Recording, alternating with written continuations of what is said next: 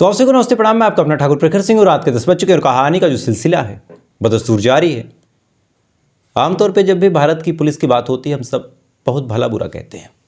हम सबके दिमाग में अलग अलग चेहरे आते हैं कि पुलिस मतलब घूसखोर, रिश्वतखोर, पैसे लेके काम करती है, पैसे ना दो तो सुनती ही नहीं है। पुलिस जो है वो गरीबों के लिए नहीं है, बस अमीरों के तलवे चाटती है। ये तमाम चीज़ें ऐसी ऐसी बातों को हम लोग सोचते हैं। अच्छा, ऐसा नहीं कि बस हम सोचते हैं, ऐसा होता भी है भाई। एक आम आदमी जब पुलिस से प्रताड़ित होता है तो फिर आम आदमी यही सोचेगा कि भाई पुलिस वाले ऐसे काम करते हैं। जब पुलिस वाले किसी को चालान काटने के लिए रोकें और फिर बाद में 50 रुपये पर अपना ईमान बेच के उसको जाने दें तो आदमी यही सोचेगा कि भाई 50 रुपये पे भारत की जो पुलिस है वो बिक जाती है। अब जैसे आपके कर्म होंगे वैसी चीज़ें आपको सुनने को मिलेंगी। लेकिन कई बार ऐसा होता है कि पुलिस वाले बड़ी मेहनत से काम करते हैं, अपना सब कुछ न्योछावर करते हैं, लेकिन उसके बाद उनके साथ ऐसा सलूक होता है कि उसको आप जब जानेंगे, जानने के बाद आप हैरान हो जाएंगे। सबसे पहले आप स्क्रीन पे एक वीडियो देखिए। और अभी सुनिए, सिपाही, दीपक, एक गाना बजाएंगे, उसमें तुमको ठुमका लगाना, ठीक है? बुरा मत मानो, होली है, आज नहीं ठुमका लगाओगे तो सस्पेंड कर दिए जाओगे। बुरा मत मानो, होली है। बाबा हरिहर नाथ। इस वीडियो में बिहार के एक बड़े प्रबल नेता हैं, मंच पे बैठे हैं। एक सिपाही उनकी सुरक्षा में तैनात है। तैनात होने के बाद अचानक से ये भाई साहब बोल पड़ते हैं कि सुनो, एक गाना बजेगा, तुम डांस करो। अब डांस वो ना करे तो फिर उसको धमकी दी गई कि अगर तुम डांस नहीं करोगे तुमको सस्पेंड कर दिया जाएगा। इसके बाद का मान लीजिए वीडियो वायरल अभी तक नहीं हुआ। अब नौकरी गई या फिर उस व्यक्ति ने डांस किया, एक चर्चा का विषय है। लेकिन चूंकि वो सिपाही था, सिपाही की क्या हैसियत नेता के सामने, डांस ही किया होगा।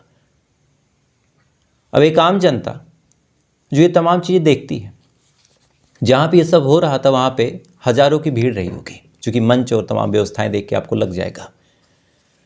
लेकिन इसके बावजूद किसी ने भी इस चीज़ का विरोध नहीं किया।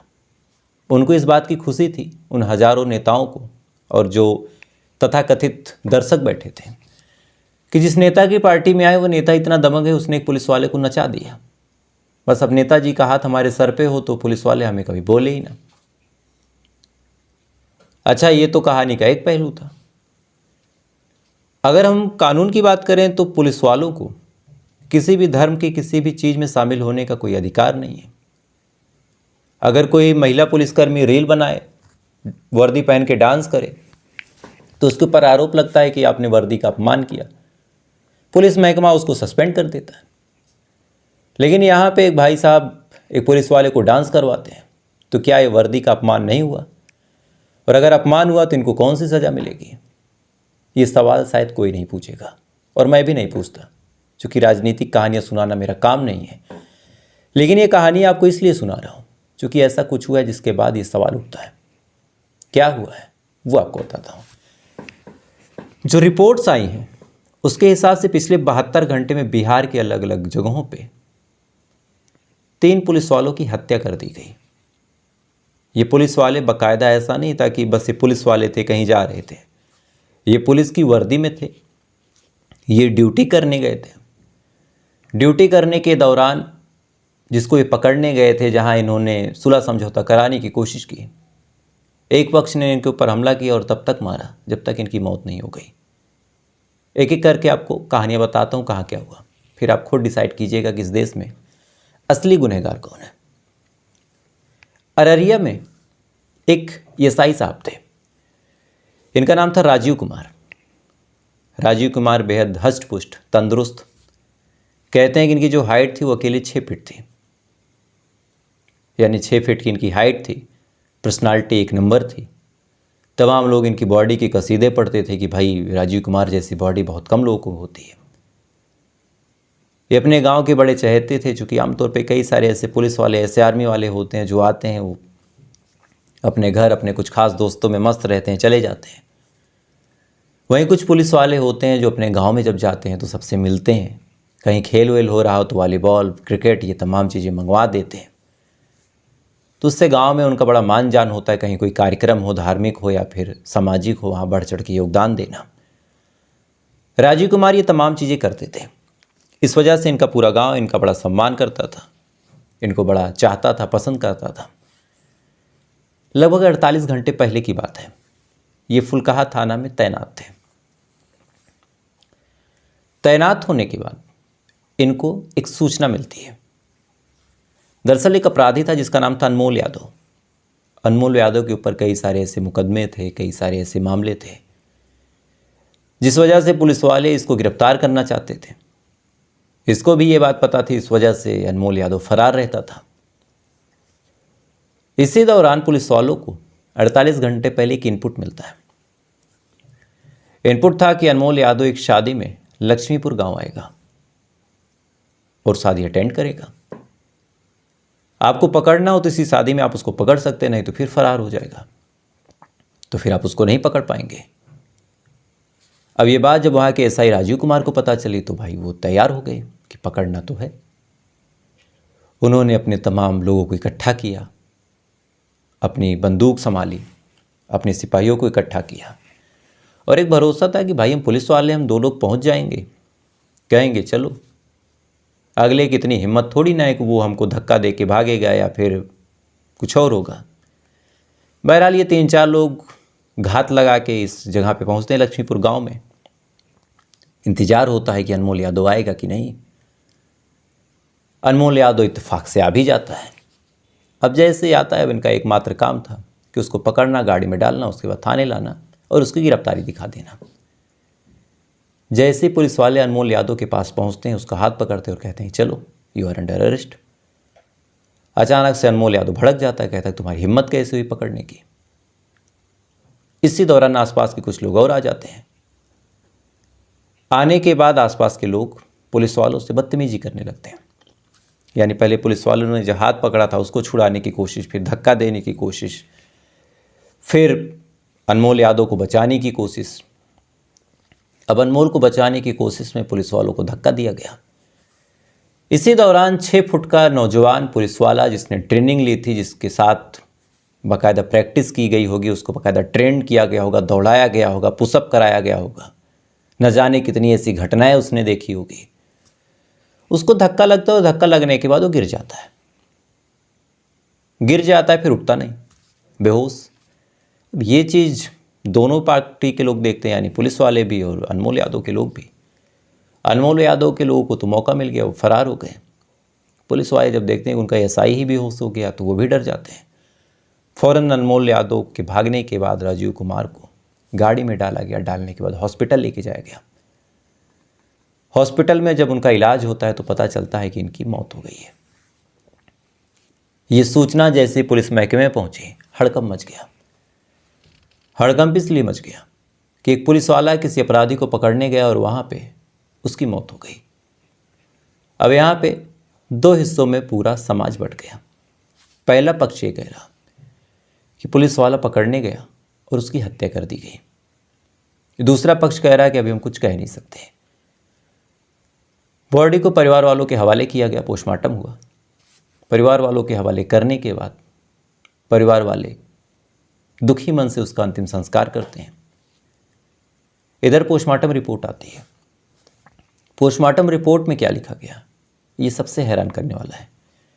एसआई राजीव कुमार को जब धक्का लगा, धक्का लगने के बाद वो गिरते हैं और गिरने के बाद हार्ट अटैक आ जाता है। यानी एक 6 फुट का पुलिस वाला जिसको ना कोई बीमारी है, ना कोई दिक्कत है, फिट है, ड्यूटी पे है, चंद लोग महज उसको धक्का देते हैं और धक्का देने के बाद वो बेहोश हुआ और उसको हार्ट अटैक आ गया। ये पुलिस की कहानी है जो पुलिस वालों ने अभी तक बताई है। परिवार वालों का कहना है कि ऐसा पॉसिबल ही नहीं है, क्योंकि राजीव कुमार को ना कोई दिक्कत थी, ना कोई परेशानी थी, ना कोई रोग था, ना कोई बीमारी थी, बॉडी से फिट थे, कोई कमज़ोर दुबले पतले नहीं थे, न बीपी था, न शुगर था। तो एक मामूली धक्के से हार्ट अटैक आया कैसे? बहरहाल बॉडी को परिवार वालों के हवाले किया गया। बड़े ही अफसोस के साथ अंतिम संस्कार किया गया। उस पूरे इलाके में 100 लोग हैं, 100 परिवार। इन 100 परिवारों को इस कदर धक्का लगा कि इन 100 परिवारों ने होली नहीं मनाई है। पूरे गांव में मातर पसरा हुआ है, तमाम लोग दुखी हैं। बहरहाल कुछ लोगों को गिरफ्तार किया गया, लेकिन ये मामला ज़्यादा चर्चा में नहीं आया। बात आई गई हो गई, लोग तमाम चीज़ों को भूल गए। 48 घंटे गुजर गए, होली आ गई। होली के दिन तमाम लोग अपने त्योहारों को मना रहे थे, लोग खुश थे, रंग लगा रहे थे। इसी दौरान एक गांव है नंदलालपुर गांव। इसी नंदलालपुर गांव में 2 परिवार रहा करते थे। एक परिवार प्रदीप कुमार का था और दूसरा परिवार गुड्डू यादव और रणबीर यादव का था। दोनों परिवार अड़ोसी पड़ोसी थे। होली आई। होली आने के दौरान गुड्डू यादव और रणबीर यादव ने शराब पी जम के। पीने के बाद ये दोनों लोग निकलते हैं, सबको रंग लगाना, सबको अबीर लगाना, कीचड़ उछालना, ये तमाम चीज़ें करते हैं। बहरहाल होली थी, कौन क्या ही बोलता। लगाने के दौरान इनकी मुलाकात प्रदीप से हुई। प्रदीप को इन्होंने रंग लगाया। लगाने के बाद प्रदीप ने भी रंग लगाया। इसके बाद इन्होंने और ज़्यादा रंग लगाने की कोशिश की। प्रदीप कुमार ने मना किया, कहा भैया जाने दो अब। ये दोनों नाराज हो गए कि भाई तेरी औकात कैसे, तूने मना किया। इन्होंने गाली गलौज शुरू कर दी और मारने की धमकी दे दी। प्रदीप कुमार डर गया, करे क्या। दिमाग में एक आइडिया आया कि भाई एक पुलिस व्यवस्था भी कोई चीज़ होती है। प्रदीप कुमार ने 112 नंबर पे फ़ोन कर दिया।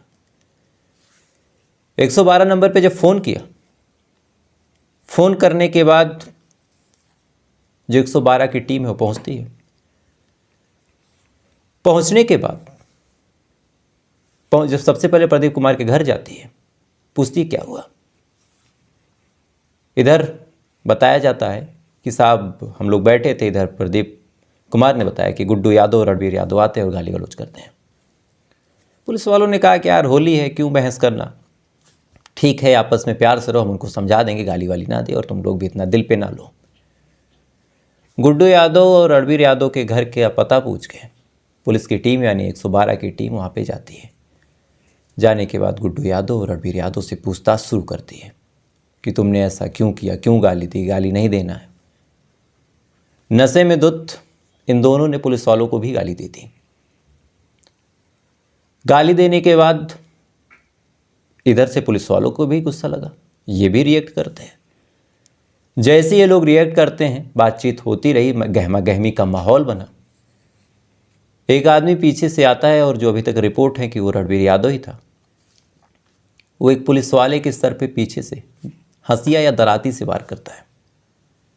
पुलिस वाला गिर जाता है, बाकी लोग सन्न। उसके बाद डंडे से, हॉकी से, धारदार हथियार से इस पुलिस वाले को मारना शुरू करते हैं। वो लोग मारते मारते, पीटते पीटते, काटते काटते, इस कदर मारते पीटते काटते हैं कि आदमी बेहोश हो जाता है।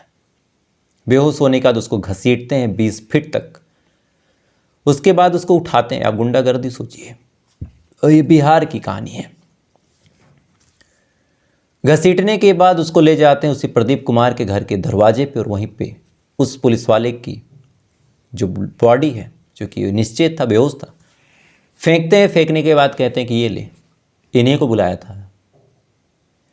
अब प्रदीप कुमार डरता है, बाकी पुलिस वालों को फ़ोन करता है। इधर हड़कंप मचती है। फ़ौरन एक टीम आती है, रेस्क्यू करती है, हॉस्पिटल लेके जाते हैं, लेकिन हालत इतनी गंभीर थी कि फिर रेफ़र किया गया और इलाज के दौरान इनकी भी मौत हो गई। जब ये बात पुलिस महकमे में पता चली, हड़कंप मचा। हड़कंप मचने के बाद फ़ौरन अब गिरफ्तारी का ताबड़तोड़ कार्यक्रम शुरू हुआ। सबसे पहले गुड्डू यादव को गिरफ्तार किया गया। गिरफ्तार करने के बाद फिर से वही कहानी कि रास्ते में पुलिस वालों की गाड़ी पलटती है। जैसे ही गाड़ी पलटती है, गुड्डू यादव बंदूक छीनने की कोशिश करता है। फिर पुलिस वाले गुड्डू यादव के पैर में गोली मारते हैं। अब गुड्डू यादव से रणबीर यादव का पता पूछा जा रहा। अभी तक रणबीर यादव का कुछ अता पता चला नहीं है। उप मुख्यमंत्री का बयान आया बिहार के कि अगर ज़रूरत पड़े तो रणबीर यादव का एनकाउंटर कर दो, ज़रूरत पड़े तो हर सख्त से सख्त कार्रवाई करो। ये तमाम चीज़ें ठीक है, लेकिन एक आम जनता की जिसके दिमाग में ये तस्वीर है कि पुलिस वाले अपनी ड्यूटी नहीं करते, पुलिस वाले अपना काम नहीं करते। पिछले 72 घंटों में पुलिस वालों ने अपनी 2 जिंदगियां खोई। और एक अभी रिपोर्ट आई है कि जब मैं इस बारे में रिसर्च कर रहा था कि एक और घटना हुई, हालांकि उसके बारे में बहुत जानकारी नहीं मिली, तो मुझे लगा क्यों हवा में बताएं। 72 घंटे 3 पुलिस वालों का कत्ल, कार्रवाई किया। इधर एक नेता मन से पुलिस वालों को कहता है कि अगर तुम डांस नहीं करोगे सस्पेंड किया जाएगा। तो अगर हमारे पॉलिटिशियन ही अपने पुलिस वालों का सम्मान नहीं करेंगे तो फिर क्या भविष्य होगा। और आम जनता अगर ऐसे पुलिस वालों को पीटती रही, मारती रही। एक वीडियो इंस्टाग्राम पे मैंने उस दिन देखा था, कहाँ का था कुछ पता नहीं है, लेकिन एक गनमैन था पुलिस वाला।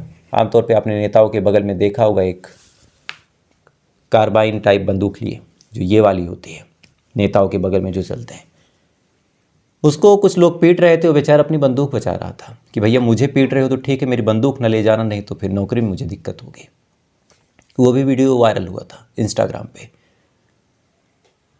यानी 72 घंटे 3 पुलिस वालों की मौत। मेन स्ट्रीम मीडिया में इस बारे में कोई कहानी नहीं है।